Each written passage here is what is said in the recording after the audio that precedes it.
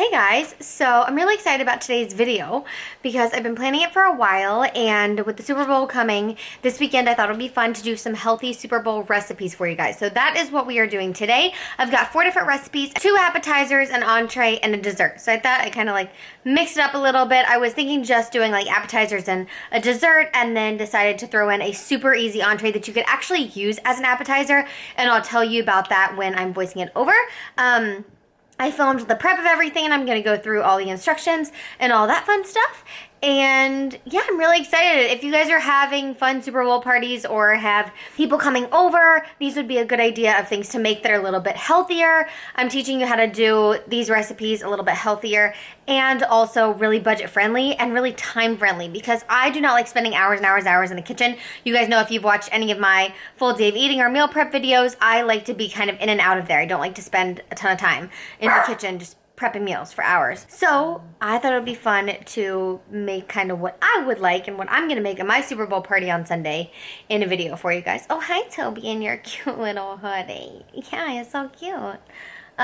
So yeah, I don't think we need much more explanation. So let's go and see what we're going to make in the kitchen. Baby, we were born with fire and gold in our eyes, with fire and gold in our eyes.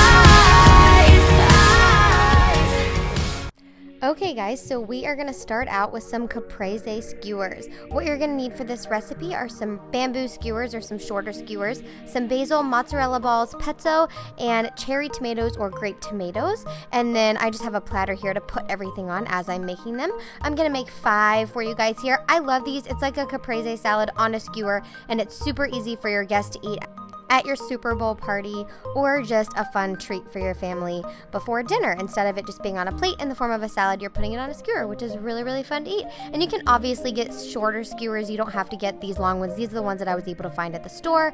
Again, this recipe is so easy. You just want to put a tomato on, grab a ball of mozzarella and wrap it in a leaf of basil, and then string that on there. Another tomato, another ball of mozzarella wrapped in basil, and then I ended with a tomato. You could make these the full length of the skewer, half the length, whatever your heart desires. It's totally fine. I'm gonna make all of these really quickly and then show you how I'm going to top it off with the pesto at the very end. And my assistant Elena is helping me, so thank you, Elena. It made it go a little bit faster. 2 is better than 1, huh?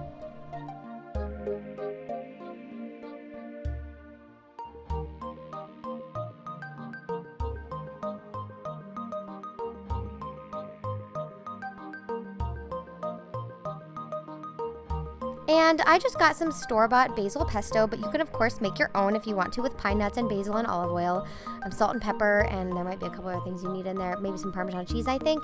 But you just want to drizzle this over everything. Originally I was just going to put it on the mozzarella, but I think it works better if you drizzle it over everything so you get a little taste of the pesto. It's so delicious. These were awesome. I ate these right after I made them. So good. Totally recommend these. Really easy, and they look so pretty. I'm completely obsessed with this. What a really cool, pretty, healthy appetizer. This is totally guilt-free. You guys will not feel bad about eating this.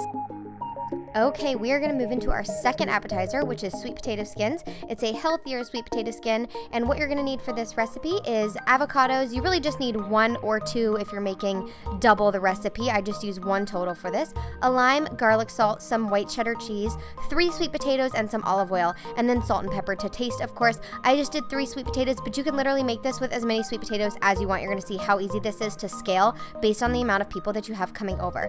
I like to buy the microwavable sweet potatoes, but if you're doing them in bulk and you don't mind putting them in the oven for an hour, then you can totally do them in the oven, but I just buy the microwavable ones, and while they're microwaving, I just started slicing my avocado. I slice it halfway and then long ways. I cut it and then in cubes, and I scoop it out with a spoon to make it a little bit easier. Rolling out your lime is going to make the juice flow inside the lime, so it's going to be a little extra juicy when you squeeze it, which is good because this lime was actually a little bit hard. So I put half of a lime juice, half of juice of a lime in there, and then a little bit of garlic salt and just a tiny bit of olive oil, probably not even a full teaspoon.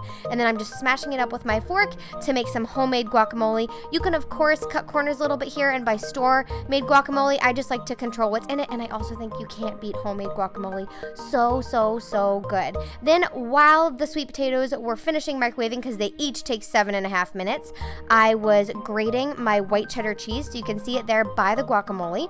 And then I'm going to cut my sweet potatoes in half and peel out the center. So not all of it, but you're just going to kind of scoop it out with a spoon while they're still warm so that you have a little bit left, just like if you're making a potato skin, because that's what we're doing, but with sweet potatoes. So I'm just scooping this out, and you guys save this sweet potato. You could put it in a casserole dish and make a sweet potato breakfast casserole. You could do mashed sweet potatoes with a little brown sugar later, but definitely save it. Then top them all with the white cheddar cheese. You guys, I know it sounds a little weird because it's sweet potatoes and white cheddar cheese, but I promise you, this is so good. Pop it in the oven. You want to preheat your oven to 450 for about 5 minutes was all they were in there for. You want the cheese to melt and the potatoes to get a little bit brown and crispy, and then pull them out and top them with some of that homemade guacamole. Oh my gosh, I ate half of these as soon as they came out of the oven. They were so good. I love all the recipes that we are making, you guys, but these ones might be, or this one, sorry, might be my favorite. It is so good. I highly recommend trying this. Okay, for our entree, we have pulled turkey sandwiches. I have talked about these in my full day of eating video, you guys. I love these pulled turkey sandwiches. They are so easy to make, and you can set them and forget them. So I just take Jenny O savory roast turkey tenderloins, put them in a crock pot, put a cup of water in there, set it for 3 hours on high, click cook, and then we're gonna check back, and I'll show you what we're gonna do here in a second with that sauce that I have laying out. Make sure that you set it on high. If you're setting it on low, it's probably gonna be more of like 5.5 hours. And then when your 3 hours is up, you're gonna be able to shred it. And what you're gonna do is dump out some of the water with the fat on it. That's what I do. Add in about a cup of sauce, maybe 3/4 of a cup to a cup of sauce. This maple chipotle is so good. It tastes kind of like barbecue, but Tim doesn't love barbecue, so it's a little bit different. And then I added about 1/4 to a 1/2 cup of water just to make it really nice and juicy, and set it for another half an hour. And then after this half hour on high, they're gonna be totally ready to go. Once the crock pot dings and the turkey is done, you can put it on mini buns and make them little turkey sliders, or you can put them on bigger buns and make them more of an entree, or tortillas, whatever you guys want. These are going to be so good no matter how you make them, and you can use any sauce you want. If you want to use barbecue sauce or something different, totally fine. Now our last football treat are these strawberry footballs, and these are so stinking cute. What you need for these are a pint of strawberries, some white chocolate chips. I get the Baker's chocolate, but you can just get semi-sweet chocolate chips, a plastic bag, scissors, and a mug. So I'm just gonna get everything ready. I like to prep everything first, that way I'm nice and organized while I make the whole meal or dessert or appetizer. So I poured the chocolate chips in the mug. That's how we're gonna heat them up. And then I just pulled off the Baker's chocolate lid, and I put that in the microwave. This is for fruit dipping. You can find this at your grocery store. I love doing it this way, but you can totally use semi-sweet chocolate and heat it up as well. And then once that's done, I'm gonna heat up the white chocolate, and you do it in 30-second increments for the regular chocolate and the white chocolate, just to temper it so that it doesn't get too hot too fast or it'll ruin the chocolate. Once it's nice and warm, I'm gonna pour the white chocolate in a plastic baggie and twist it to make myself a little piping bag. If you have a piping bag, that would make this a little bit easier, as you'll see when I do these, but a plastic bag will work totally fine. You're just gonna cut a very small hole in it and then proceed to draw on the design in a little bit here. But if you have a piping bag, feel free to use that.